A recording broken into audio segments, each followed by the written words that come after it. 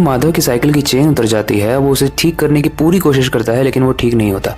पसीने से चूर माधव सोचता है, मैं थोड़ी देर इस पेड़ के नीचे रेस्ट कर लेता हूँ क्योंकि इस पेड़ के नीचे काफी ठंडी हवा चल रही है। थोड़ी देर बाद रिलैक्स होकर फिर से चेन लगाऊंगा और चल पड़ूंगा। उसने अपनी साइकिल खड़ी की, अपना गमछा बिछाया और वहां पर थोड़ी देर के लिए लेट गया। जैसे ही वो लेटता है पेड़ के ऊपर से कुछ गिरता है उसके पास, और वो थी एक सिंदूर की डिब्बी और एक कागज। ये कैसे हुआ?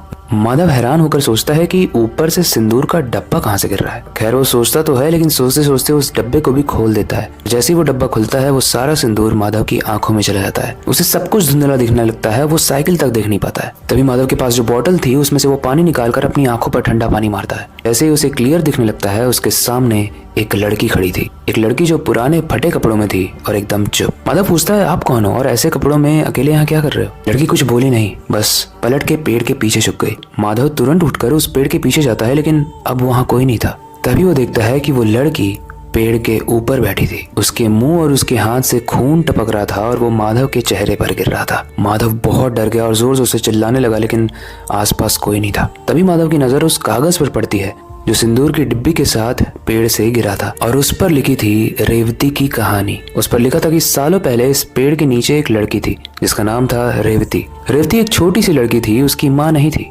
रेवती दिन भर मिठाई बेचती थी ताकि वो उस पैसे से आटा खरीद के अपने पिताजी के लिए रोटी बना पाए, और शाम को थकने के बाद वो उसी पेड़ के नीचे थोड़ी देर आराम करती थी।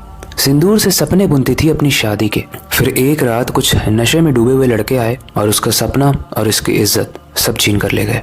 रेवती के साथ जो भी हुआ वो रेवती सह नहीं पाई और उसने सुसाइड कर लिया। और तब से माना जाता है गाइस कि वो रेवती इस पेड़ के अंदर ही रहती है और वो सारे ही लड़कों से नफरत करती है। इसलिए जो भी लड़का उस पेड़ के नीचे आकर बैठता है उसे लगता है कि वो वैसा ही लड़का होगा, इसलिए वो उसे बहुत तंग करती है और काफी केसेस में तो उनका गला काट कर अलग कर देती है। और यही रीजन है कि माधव ने जब उस सिंदूर की डिब्बी को छुआ था तो वो इसी शराब के चक्रव्यूह में फंस गया था। माधव किसी तरीके से अपनी साइकिल की चेन को ठीक करता है और बहुत तेज भागता है, लेकिन माधव कितनी भी तेज साइकिल चलाए हर मोड़ पर वही रास्ता और वही पेड़ वापस से दिखता है। माधव साइकिल तेजी से चला रहा था लेकिन जब भी वो पीछे देखता है वो देखता है कि वो लड़की उसका पीछा कर रही है, और एकदम से उसकी साइकिल रुक जाती है और वो नीचे गिर जाता है। जब उठने की कोशिश कर रहा है तो वो देख रहा है कि उसके सामने वो लड़की खून से लथपथ